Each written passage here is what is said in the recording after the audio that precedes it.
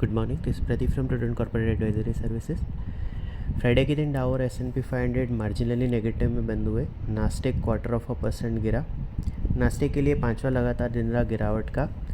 पिछले कुछ दिनों से टेक्नोलॉजी स्टॉक्स से रोटेशन डिफेंसिव स्टॉक्स में देखा जा रहा है। चिप स्टॉक्स में पर्टिकुलरली वीकनेस रही। यहाँ पे न्यूयॉर्क टाइम्स ने रिपोर्ट किया कि OpenAI उसका IPO डिले करने का सोच रहा है।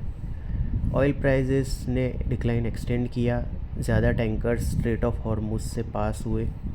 ब्रेंट क्रूड फ्यूचर्स 4.3% गिर के 72 पे। WTI 3.7% गिर के 69.23 पर बैरल पे चले गए। US के 10 year treasury yield 1 basis point गिर के 4.376% पे रहे। डॉलर इंडेक्स 101.37 पे स्लाइटली नीचे रहा। गोल्ड 1.6% बढ़ के $4089 पर आउंस पे रहा। यूरोप में FTSE और CAC 0.2% और 0.6% गिरे। डेक्स 1.3% नीचे रहा। पूरे हफ्ते की बात करें तो डाउ 0.6% ऊपर रहा। S&P 500 और नास्टेक में 2% और 4.6% की गिरावट देखी गई। ऑयल 8% गिरा और उसके फेब के बाद के लोएस्ट लेवल पे चला गया। US के 10 year treasury yield weekly basis पे 8 बेसिस पॉइंट गिरे। डॉलर इंडेक्स 0.6% ऊपर रहा। हमारे मार्केट में थर्सडे के सेशन में 1% बढ़ने के बाद नून सेशन में मोस्ट ऑफ द गेंस गवा के दोनों मेन इंडाइसेस मार्जिनली ऊपर बंद हुए। सेंसेक्स 109 पॉइंट्स बढ़ के 77,100 पे। निफ्टी 34 पॉइंट्स बढ़ के 24,056 पे क्लोज हुआ। निफ्टी के मिड कैप और स्मॉल कैप इंडाइसेस में 0.6% और 0.5% की गिरावट देखी गई। निफ्टी का ऑटो इंडेक्स सबसे ज़्यादा 2.2% बढ़ा। उसके बाद FMCG इंडेक्स 0.7% ऊपर रहा। मेटल इंडेक्स सबसे ज़्यादा 1.4% गिरा।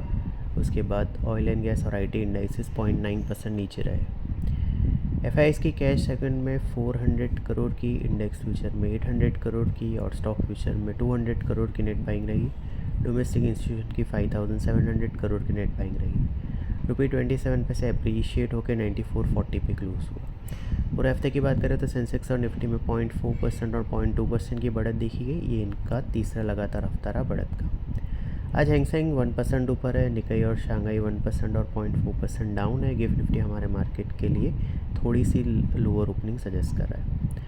थर्सडे को हमने बताया था कि 2489 जो जून का अभी तक का टॉप था वो इमीडिएट अपसाइड टारगेट है और 34 DMA जो 23,700 के आसपास है वो इमीडिएट सपोर्ट है। निफ्टी ने 24,261 का हाई बनाने के बाद 24,056 पे क्लोज दिया। 34 DMA जो 23,700 के आसपास है वो इम्पॉर्टेंट इमीडिएट सपोर्ट के तौर पे कंटिन्यू कर रहा है। 24,261 जो थर्सडे को टॉप बना था वो इमीडिएट रेजिस्टेंस है। उसके ऊपर 24,482 जो 7 मई को टॉप बना था वो नेक्स्ट अपसाइड टारगेट रहेगा। सिक्योरिटीज़ मार्केट में इन्वेस्टमेंट बाजार जोखिम के अधीन है। डिटेल डिस्क्लेमर के लिए www.prudentcorporate.com/डिस्क्लेमर को विजिट करें। Thank you.